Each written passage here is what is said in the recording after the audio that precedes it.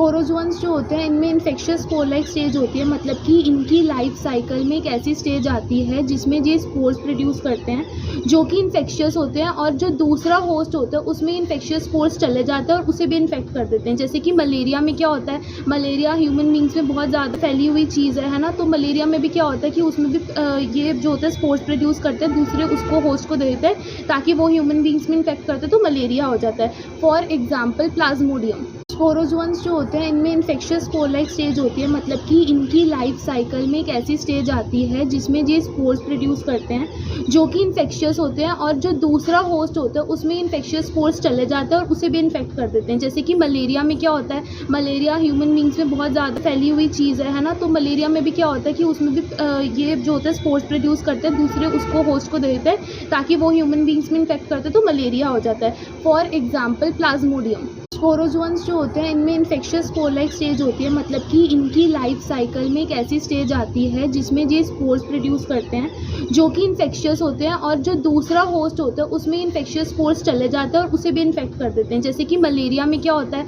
Malaria human beings में बहुत ज़्यादा फैली हुई चीज़ है ना, तो मलेरिया में भी क्या होता है कि उसमें भी ये जो होता है स्पोर्स प्रोड्यूस करते हैं, दूसरे उसको होस्ट को दे देते हैं ताकि वो ह्यूमन बींग्स में इन्फेक्ट करते हैं, तो मलेरिया हो जाता है। For example Plasmodium.